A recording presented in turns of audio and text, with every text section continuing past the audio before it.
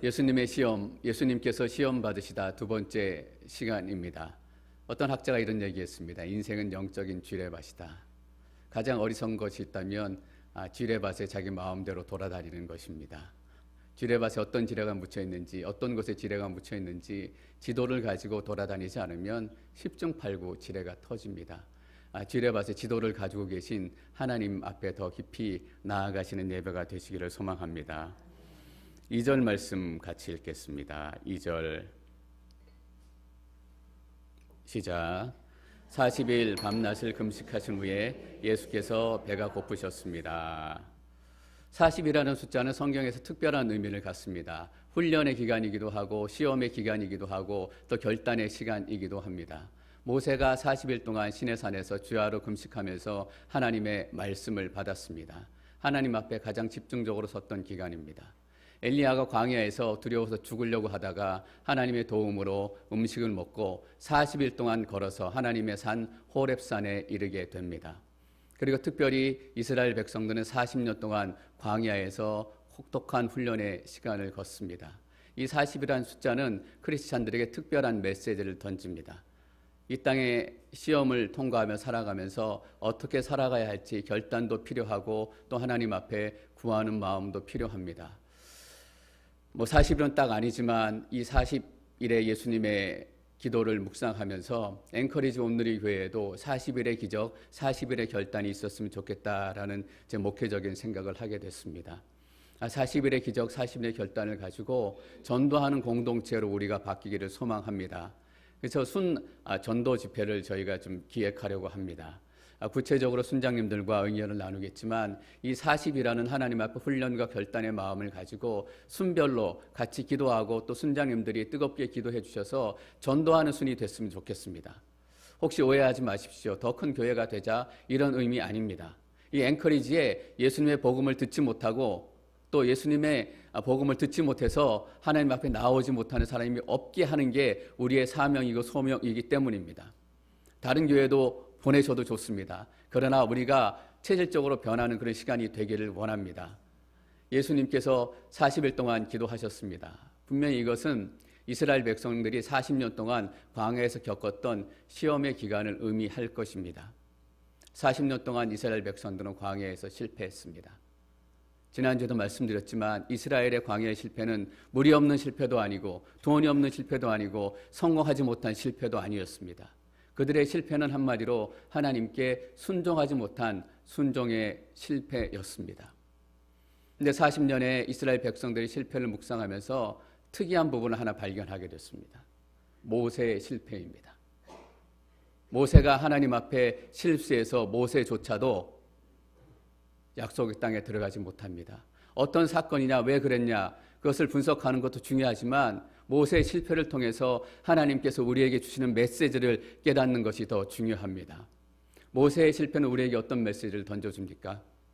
모세라도 안 된다라는 것입니다.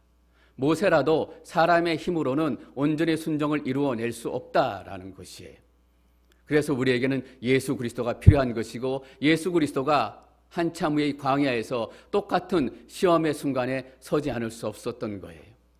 모세가 이룰 수 없었던 하나님 앞에 완전한 순종, 그것을 예수께서 이루셨다라는 것입니다.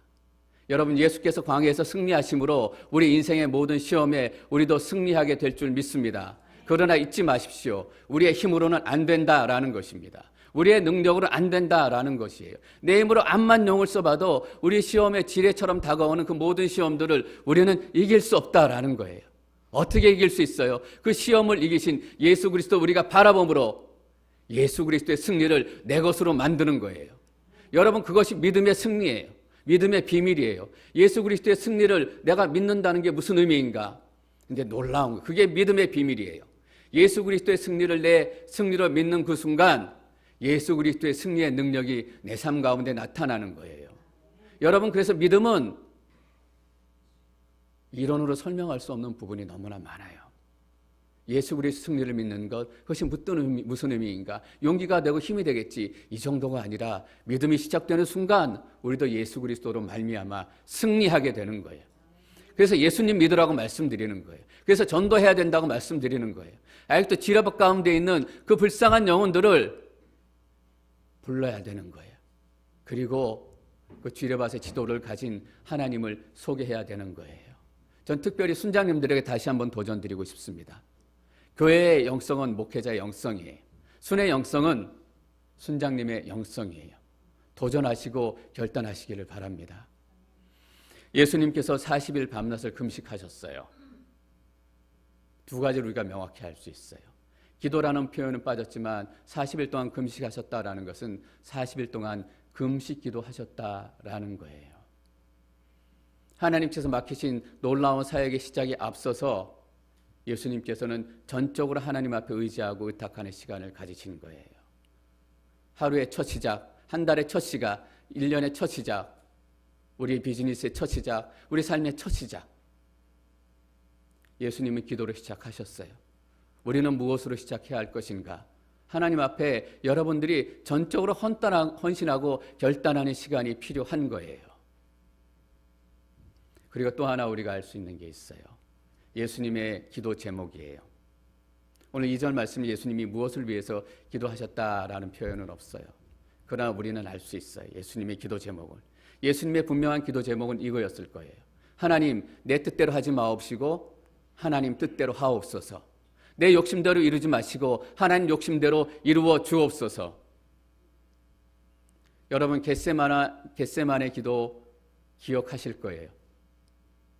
그때 예수님께서는 하나님께 이렇게 기도하셨어요. 하나님, 할 수만 있다면 이 잔을 내게서 옮겨 주십시오.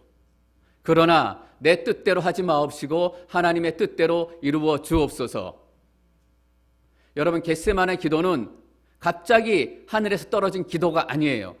우리가 이걸 잊지 말아야 돼요. 겟세마네의 기도는 뭐냐면 예수님의 평소의 기도가 쌓인 결과예요. 겟세마네의 기도는 절대로 그냥 시작되지 않아요. 위기가 차지하면 우리는 이렇게 기도해요. 하나님, 내가 잘 되고 싶습니다. 내가 편해지고 싶습니다. 내가 여기서 도망가고 싶습니다. 하나님의 뜻을 이루는 것은 상관이 없다고요. 예수님의 기도가 왜 겟세마네 기도가 될 수 있었는가? 예수님께서 40일 동안 금식하셨기 때문이에요. 예수님께서 아침 새벽 미명에 기도하셨기 때문이에요. 예수님께서 밤이 맞도록 기도하셨기 때문이에요. 우리 삶에 늘 이런 기도가 있어야 된다라는 거예요. 예수님께서 40일 아무것도 드시지 않고 금식하시며 기도를 마치셨어요. 40일 아무것도 먹지 않았다면 배고픔 정도가 아니라 헐벗음, 뭐라고 표현해야 할지 모르겠어요. 부끄러운 얘기지만 저도 40일 금식 기도를 안 해봐서 예수님의 이 상황을 설명할 수 없어요. 근데 분명히 이거예요. 먹지 않으면 금방 죽을 수 있는 상황이에요. 먹지 않으면 그 몸이 완전히 상할 수 있는 상황이에요. 여러분, 여자분들이 아이 낳고 몸조리 잘 안 하면 평생 몸이 아프잖아요. 평생 뼈가 시리고 평생 팔이 아프고. 예수님의 40일 금식 기도도 마찬가지였을 거예요. 이때 음식을 먹지 않고 배고픔을 해결하지 않으면 예수님의 몸은 상하고 회복되더라도 예수님의 사역을 감당할 수 없을 정도였을 거예요. 오늘 여러분들에게 이 질문 던지고 싶어요. 40일 새벽 기도를 마치시고 주린 가운데 계신, 배고픔 가운데 계신 예수님에게 가장 필요한 것은 무엇이었을까? 이 질문을 오늘 찾고 싶은 거예요. 3절 말씀 함께 읽습니다.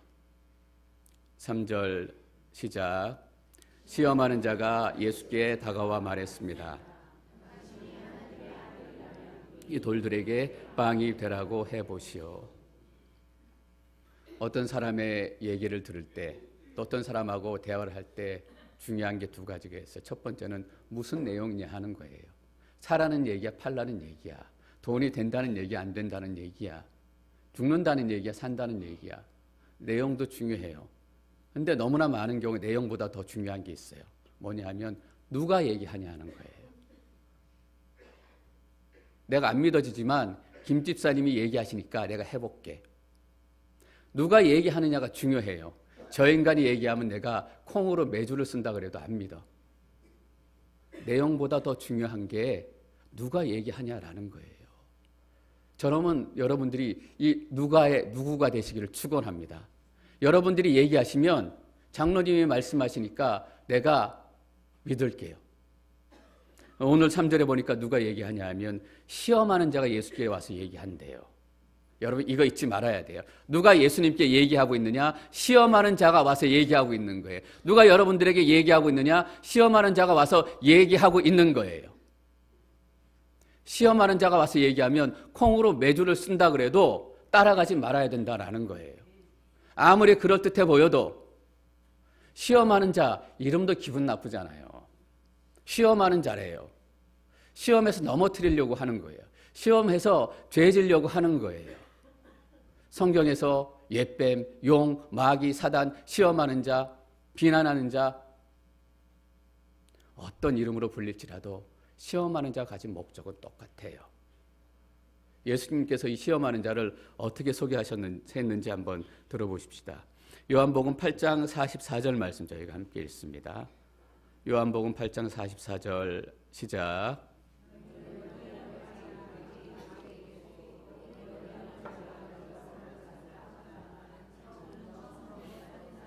또 그 안에 진리가 없기 때문에 진리 안에 서지 못한다. 그는 거짓말을 할 때마다 자기 본성을 드러낸다. 이는 그가 거짓말장이며 거짓의 아버지이기 때문이다. 예수님께서 시험하는 자를 뭐라고 소개하셨냐 하면 그는 처음부터 살인자였대요. 예수님께서 저기서 처음부터라는 표현을 쓴 것은 이거예요. 처음부터 한 번도 변한 적이 없다라는 것이에요. 여러분 우리 성질 참 안 변해요. 그렇죠? 근데 예수님 만나면 우리 성질도 변한다고요. 처음부터 일관되게 안 변하는 존재가 딱 하나 있어요. 누구냐 하면 사단 마귀, 시험하는 자예요. 시험하는 자가 아무리 먹음직스러운 사과를 들고 올지라도 그 사과 안에는 반드시 뭐가 있어요? 독이 있어요. 독이. 백설공주의 사과예요. 아무리 지금은 좋아 보여도, 아무리 지금은 괜찮아 보여도, 아무리 지금은 편안해 보여도 그것이 사단에게서 왔다면 그 결과는 뭐냐 하면 죽음이에요. 살인한 자였기 때문에. 세상이 여러분들에게 주는 거 너무 열광하지 마세요. 세상이 주는 거 따라가면 결국은 죽음이에요. 진리가 거기 안에 있지 않아요. 결국은 속는 거예요. 근데 여러분 근데 하나님을 소개하기 여러분에게. 하나님은 어떤 분이세요? 처음부터 여러분들을 사랑하신 분이세요. 그래서 어때요? 지금은 나빠 보여도, 지금은 힘들어 보여도, 지금은 고통스러워 보여도 그게 하나님께 온 것이라면 여러분은 살아나게 될 줄 믿습니다. 지금 좋으냐 나쁘냐, 지금 많으냐 적으냐 이게 중요한 것이 아니라 내가 누구의 음성을 듣고 따라오느냐, 누구의 음성을 듣고 따라가느냐 이게 중요한 거예요. 여러분. 좁은 길, 험한 길, 고통스러운 길, 가시밭길이라도 그게 예수님 가신 길이면 당신은 살아나게 될 것입니다. 앵커리지 온누리교회는 살아나게 될 거예요.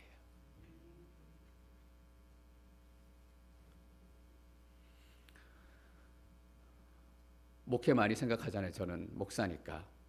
여러분들은 또 비즈니스 하시면 비즈니스 많이 생각하시고 그럼에도 불구하고 크리스찬으로 잘 살아가고 있는가 많이 질문하시고 또 고민하실 거예요. 저는 목회자이니까 고민 많이 해요. 내가 정말 하나님이 부르신 그 목자의 마음으로 목회하고 있는가? 내가 때로는 목사지만 미운 마음이 들 때도 있고 속상한 마음이 들 때도 있고 야 목사가 이래도 되나? 여러분도 그런 마음 드실 때 있을 거 아니에요. 크리스찬이지만 나도 사기쳐서 뭔가 해보고 싶고 사기쳐서 뭔가 건져보고 싶고 야 이런 마음 갖는 걸 저도 하나님 앞에 죄인데 그래도 되나? 앵커리지 온누리교회 제대로 가고 있는 걸까? 많이 따스해졌는데 따뜻한 온도에 금방 변하고 쉬고 상하는 것 아닐까? 펄펄 끓어가지고 우리 안에 있는 박테리아와 우리 안에 있는 곰팡이를 다 태워버려야 될 텐데 그냥 따뜻한 교회만 되는 거 아닐까? 과연 내가 성도님들 제대로 인도하고 있는 걸까? 질문을 던지잖아요. 참 실수도 많다. 잘못한 것도 많다. 근데 제가 제 마음으로 느끼게 되는 게 이거예요. 시간이 지날수록 예수님 더 알아가고 싶은 거예요. 하나님 더 알아가고 싶은 거예요. 이거잖아요, 여러분. 여러분은 어떠세요? 그 마음이 여러분 안에 남아있으면 여러분들은 좋은 크리스찬인 거예요. 여러분들은 가능성 있는 크리스찬인 거예요. 그게 하나님께 주신 좋은 거예요. 지금 어렵고 힘들고 고통스럽고 그렇지만 그것이 하나님께로부터 온 것이라면 여러분들은 반드시 살아나게 될 거예요. 3절 말씀 다시 한번 읽겠습니다. 3절 시작. 시험하는 자가 예수께 다가와 말했습니다. 당신이 하나님의 아들이라면 이 돌들에게 빵이 되라고 해보십시오. 사단은 엄청 담대한 놈이에요. 당신이 하나님의 아들이라면, 예수님께서 이렇게 얘기하고 있는데 예수님이 바로 전에 어디에 계셨어요?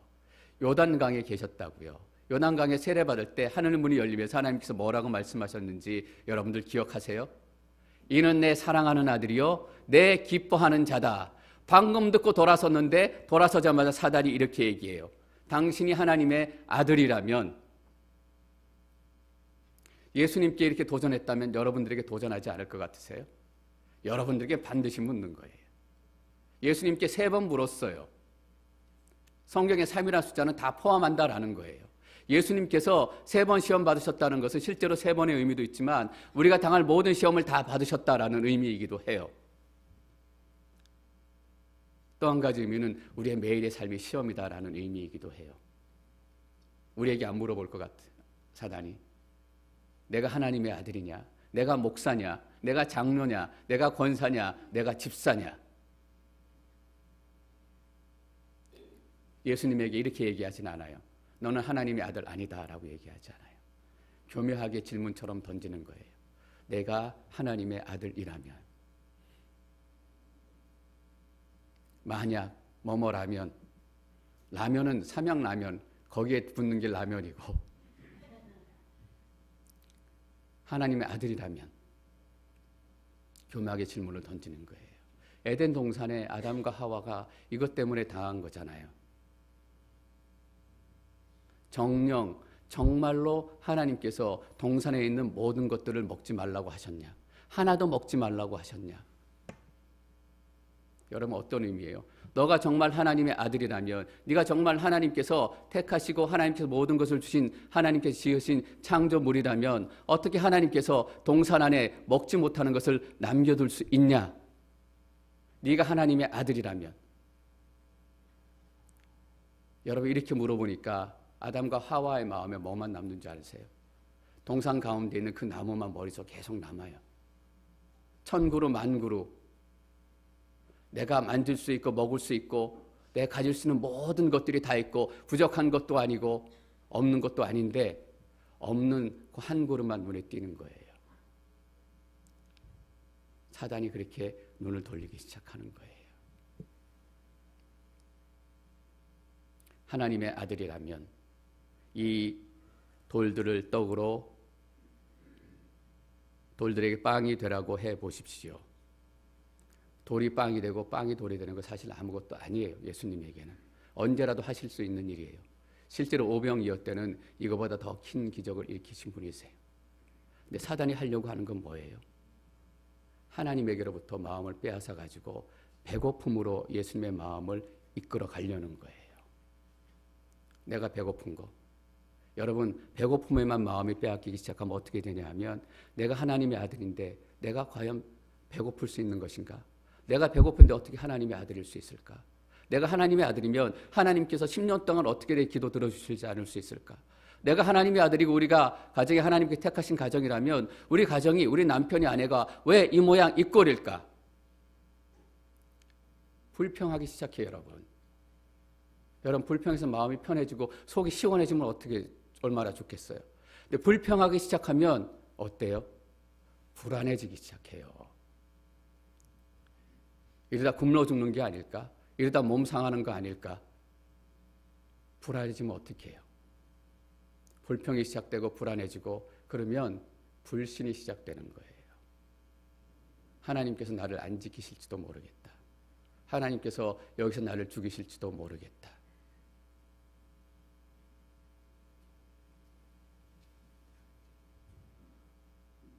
사단의 마음에 들면 모든 목사들이 저뿐만 아니라 매일 이 생각할 것 같아요. 왜냐하면 목사로 제가 매일 이 생각하니까. 제가 하나님께서 나를 목사로 부르셨다라는 소명이 있어요. 그럼에도 불구하고 매일 드는 생각이 뭐냐 하면 과연 내가 목사로 섬기는 게 맞을까? 내가 이렇게 못났고 내가 이렇게 능력이 없고 내가 이렇게 사랑이 없는데 계속 사단이 저에게 질문을 던지는 거예요. 네가 만약에 목사라면 불평이 시작되고 불안해지고 불신이 시작되고. 여러분, 하나님께서 우리를 먹이시는 분이세요. 그걸 믿지 못하게 되는 거예요. 여러분, 불신이 시작되면 어떻게 되는 줄 아세요? 사명을 잊어버리게 돼요. 하나님께서 나를 이 땅에 보내신 목적을 잊게 되는 거예요. 하나님께서 목사로 나를 이 앵커리지에 부르신 목적을 잊게 되는 거예요. 내가 하나님의 아들이라면 유대인들이 예수님에게 똑같은 질문한 거 기억하세요? 예수님께 십자가에 못 박히셨어요. 이제 막 마지막 순간을 보내시는 거예요. 고통의 순간, 견디기 힘든 순간에 유대인들이 십자가에 달린 예수님을 보면서 이렇게 소리치잖아요. 당신이 하나님의 아들이라면 내려와서 당신이나 구해보시지. 예수님께 내려와셔서 본인을 구할 뿐만 아니라 다 끝장내버릴 수도 있었어요. 여러분, 안 내려오셨어요. 왠지 아세요? 사명을 이루시기 위해서였어요. 예수님의 사명은 뭐예요? 십자가에 못 박히시는 거예요. 왜냐하면 우리가 죄인이기 때문에. 십자가에 내려와서 이재용 목사님 말처럼 십자가를 뽑아가지고 다 흔들었으면 예수님이 하나님의 아들인 것은 증명됐을지 모르겠어요. 그러나 예수님께서는 그렇게 증명되기를 원치 않으셨어요. 그건 하나님께 주신 사명이 아니에요. 십자가에 죽으시는 거예요. 왜냐하면 우리가 죄인이기 때문에. 여러분, 당신이 하나님의 아들이라면 이 돌들에게 빵이 되라고 해보십시오. 빵이 돌이 되면 사단 앞에 하나님의 아들인 것이 증명될까요? 그것 때문에 됐다고 쳐요. 그러나 우리의 구원은 없는 거예요, 여러분. 하나님께서는 그 사명을 가지고 이 땅에 오신 거예요. 당신이 하나님의 아들이라면 이 돌들에게 빵이 되라고 해 보십시오. 다시 한번 말씀드리지만 돌이 빵이 되고 빵이 돌이 되는 게 중요한 게 아니에요. 여러분들이 누구와 함께 있느냐가 중요한 거예요. 사단은 배고픔의 마음에 뺏겨서 하나님 바라보지 못하게 만들어요. 이스라엘 백성들이 40년 동안 광야에서 훈련받는 게 뭐예요? 육적인 히브리에 인해서 영적인 이스라엘로 바꾸라는 것이에요. 육적인 믿음에서 영적인 믿음으로 바꾸는 훈련을 한 거예요. 여러분, 육적인 크리스찬은 뭐예요? 배고픔에만 집중하는 거예요. 육적인 믿음은 뭐냐면 배고픔 없는 거, 이거에만 집중하는 거예요. 여러분, 영적인 크리스찬 오해하지 마세요. 신령한 은사를 가지고 모든 것을 뛰어넘고 배고파도 배고프지 않고 아파도 아프지 않고, 이게 영적인 크리스찬이 아니에요. 영적인 크리스찬은 뭐냐면 배고플 때 하나님 바라보는 거예요. 나 아플 때 하나님 바라보는 거예요. 내가 힘들 때 하나님 바라보는 거예요. 왜냐하면 하나님께서 나를 먹이시는 분임을 인정하는 거예요. 여러분, 영적인 싸움은 뭐예요? 주도권 싸움이에요. 3절에서 뭐라고 얘기해요? 사단이 예수님에게 명령하잖아요. 당신이 하나님의 아들이라면 이 돌들에게 명령해서 빵이 되라고 명령하라라고 예수님에게 명령해요. 주도권 싸움인 거예요. 바뀌었죠. 사단이 예수님에게 명령하는 것이 아니라 예수님이 사단에게 명령하는 거예요. 이 귀신아, 썩 물러가라. 이 귀신아, 떠나가라. 근데 배고픔에만 우리의 마음이 빼앗기면 아무것도 안 보여요. 전 여러분들이 영적인 크리스찬이 되기를 소망합니다. 영적인 크리스찬은 어떤 크리스찬이냐 하면 내 배고픔 때문에 하나님 찾아가는 거예요. 내 아픔 때문에 하나님 찾아가서 울부짖는 거예요. 당신이 하나님의 아들이라면 누가 이렇게 던지니까 그것 때문에 하나님 앞에 나아가는 거예요. 하나님, 내 음식의 주인이 하나님이십니다. 내 회복의 주인은 하나님이십니다. 사단이 공급하는 것도 아니고 사단이 낫게 하는 것도 아니고 오직 하나님만이 내 인생을 다스리는 분이십니다. 내 이 배고픔 속에서 하나님을 찾습니다. 하나님은 나의 피할 바이시고 나의 산성이시니 내가 하나님 날개 아래 숨기를 원합니다. 이게 영적인 크리스찬인 거예요, 여러분. 4절 말씀 계속 읽겠습니다. 4절 시작.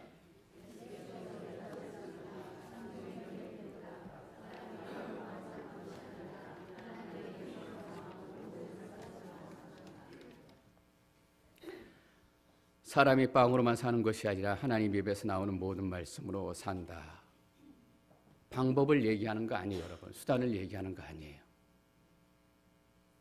우리가 예수님의 시험을 기억하면 빵하고 돌만 기억에 남잖아요.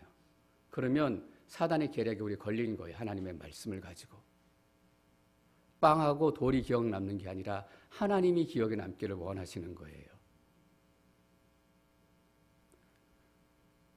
끝이 좋으면 다 좋다. 결과가 중요하다. 맞는 말이기도 하고 그럴듯한 말이기도 해요. 끝이 좋으면 다 좋다. 하나님께서 끝을 위해서 예수님을 우리 가운데 보내신 거 아니라고요. 끝이 좋으면 다 좋다. 그냥 끝맺는 것이, 잘 끝나는 것이 하나님의 목적이라면 하나님은 훨씬 쉬운 방법이 있었어요, 여러분. 요한계시록 14장에 보면 하나님의 심판의 천사가 낫을 들고 와요. 낫을 들고 와서 땅을 심판하고 추수해요. 잘 끝나는 게 하나님의 목적이었다면 낫을 든 하나님의 천사를 지금 보내면 돼요. 깨끗한 지구, 죄 없는 이 땅, 죄인 없는 이 땅이 하나님의 끝이었다면, 그것이 하나님의 목적이었다면 그냥 낫은 천사를 보내서 깨끗하게 하면 끝이 좋아요. 끝이 좋으면 다 좋은 거예요. 아니에요, 여러분. 제가 20살 때 제 아내 만났어요. 학교 다니다가. 데이트 한 번, 두 번 하고 이벤트가 한 번, 두 번 모이니까 스토리가 되더라고요. 이벤트가 뭐가 됐냐면 스토리가 쌓여서 러브 스토리가 되더라고요. 결혼했잖아요. 결혼해서 같이 힘든 일도 겪고 같이 울기도 하고 같이 싸우기도 하고 힘든 시간을 보낸 거예요. 같이 배고플 때도 있고 같이 소리 지를 때도 있고. 라이프 스토리가 되더라고요, 여러분.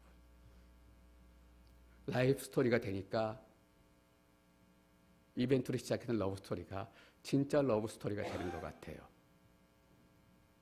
하나님께서는 좋은 끝을 위해서 여러분들 만나는 거 아니에요. 하나님께서 우리와 함께 스토리를 써가기를 원하시는 거예요. 우리와 함께 러브 스토리를 시작하셔가지고 히스토리를 만들고 구원의 스토리를 만들고 그래서 진짜 스토리를 우리가 경험하기를 원하시는 거예요. 이 성경은 뭐예요? 하나님께서 우리에게 보내시는 러브 레터, 러브 스토리잖아요. 여러분, 하나님은 사랑이시다. 이 말이 어떤 의미인지 우리가 알아야 돼요. 사랑은 하늘에서 뚝 떨어지는 게 아니에요. 스토리가 있어야 사랑이 된다고요, 여러분. 끝이 좋으면 다 좋다. 아니에요, 여러분. 스토리가 있어야 되는 거예요, 하나님하고. 그 스토리를 써가기를 원하시는 거예요. 예수님의 시험할 때 빵, 떡, 돌 이게 남으면 안 돼요. 하나님이 여러분 가운데 남아야 되는 거예요. 예수님께서 이렇게 말씀하십니다. 성경에 기록됐다. 사람이 빵으로만 사는 것이 아니라 하나님의 입에서 나오는 모든 말씀으로 산다. 신명기 8장 3절 말씀이에요. 신명기 8장 2절 말씀 저희 같이 한번 읽을까요? 신명기 8장 2절 함께 읽습니다. 시작.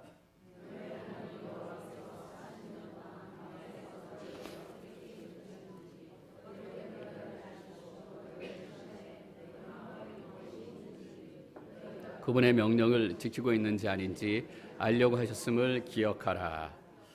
40년 동안 광야에서 어떻게 시험하시고 어떤 일이 있었는지 기억하기를 원하시는 거예요. 그리고 3절 말씀에 이렇게 계속이 돼요. 3절 말씀, 신명기 8장 3절 말씀 읽습니다. 시작. 그분이 너희를 낮추시고 배고프게 하셔서 너희나 너희 조상들이 전혀 알지 못했던 만나로 먹이신 것은 너희로 겸손하게 해 사람이 빵으로만 사는 것이 아니라 여호와 입에서 나오는 모든 말씀으로 사는 것임을 가르쳐 주시려는 것이다. 아멘. 너희를 낮추시고 또 너희를 배고프게 하시고 낮추시고 고난을 주시고 힘들게 하시고 시험을 주시고 왜 그렇게 하셨냐 하면 전혀 알지 못했던 만나로 먹이신 것은 너희로 겸손하게 하기 위해서였대요. 여러분 왜 겸손이 중요한지 아세요? 겸손해야 남의 얘기 들어요. 목이 뻣뻣한 사람은 절대 남의 얘기 안 들어요. 내가 책을 이만큼 읽은 사람인데 당신이 나를 가르치려고 해? 내가 목회를 몇십 년 했는데 당신이 나한테 남의 말 안 들어요. 책 한 권 읽으면 모든 거 다 알아요. 신문 한 장 읽으면 세상 모든 거 다 알아요. 남들이 얘기하면 안 들어요. 내가 다 아는데. 하나님께서 겸손하게 하기 위해서 낮추시기도 하고 배고프게 하시기도 하셨대요. 왜냐하면 하나님의 말씀을 듣게 하기 위해서. 사람이 빵으로만 사는 것이 아니라 여호와 입에서 나오는 모든 말씀으로 사는 것임을 가르쳐 주시려는 것이었다. 여러분 이게 무슨 말이에요? 여호와 입에서 나오는 모든 말씀으로 산다. 이것을 가르쳐 주시려는 것. 너희가 배고플 때 너희의 능력으로 40년 동안 입은 적이 있느냐? 입은 적이 있느냐? 신발을 신은 적이 있느냐? 마신 적이 있느냐? 너희는 아무것도 없고 아무 능력도 없었지만 하나님의 말씀으로 명령하셨기에 출애굽기 16장에 보면 만나를 설명하는데 앞에 독특하게 표현이 붙어요. 하늘에서 비처럼 내려오는 만나를 너희에게 주셨다라고 얘기해요. 여러분 하늘에서라는 의미는 어떤 의미예요? 하나님이 주셨다라는 거예요. 비같이 내렸다라는 것은 어떤 의미예요? 풍요하고 넉넉하고 남을 만큼 주셨다라는 의미예요. 비처럼 쏟아지는 감당할 수 없을 만큼 큰 하나님의 은혜. 뭘 가르쳐 주냐면 너희가 먹고 사는 것이 하나님 때문이다라는 거예요. 너희가 배고플 때 너희의 배고픔을 해결해 줄 수 있는 것 하나님이시다. 너희가 아플 때 너희 아픔을 해결해 줄 수 있는 것 하나님이시다. 너희가 고통스러울 때 너희의 고통을 해결해 줄 수 있는 분이 누구냐? 여러분에게 첫 번째 시작하며 드렸던 질문 다시 한번 드릴게요. 예수님께서 40일 동안 금식하셨어요. 지금 먹지 않으면 죽을지도 모르는 급박한 상황이에요. 이 배고픈 절대절명의 상황, 예수님께 가장 필요했던 것은 무엇이었을까? 하나님이에요. 빵이 아니라고요. 떡이 아니라고요. 우리의 몸이 아파서 쓰러질 때 우리에게 필요한 게 뭐예요? 우리 자녀들이 방황하고 떠나가 있을 때 우리 자녀들에게 필요한 게 뭐예요? 하나님이에요. 근데 우리는 착각해요. 우리가 배고플 때 우리 인생에 가장 필요한 것은 빵이다. 내가 아플 때 가장 필요한 것은 좋은 약이다. 내 비즈니스가 망해가고 있을 때 지금 가장 필요한 것은 파이낸셜 서포트다. 아니에요, 여러분. 예수님께서 40일 동안 줄이시고 금식하셨을 때 배고프셨을 때 제일 필요한 것은 하나님이었어요. 근데 사단은 어떤 질문을 던져요? 하나님이 아니다, 빵이다 라는 질문을 던지는 거예요. 전 여러분들이 사단의 음성에 속지 않기를 축원합니다. 빵을 먹지 않아도 된다, 배고픔의 문제가 아무런 문제가 아니다, 이런 의미 아니에요. 중요한 것은 주권의 문제예요. 이 빵을 주시는 분이 누구신가? 그분에 우리가 초점을 맞추면 하늘이 열려서 한 만나가 비 오는 것처럼 여러분 삶 가운데 내리게 될 줄 믿습니다. 여러분 인생에 가장 필요한 것은 무엇입니까? 여러분 이 해답을 가지고 여러분 삶으로 돌아가시기를 축원합니다.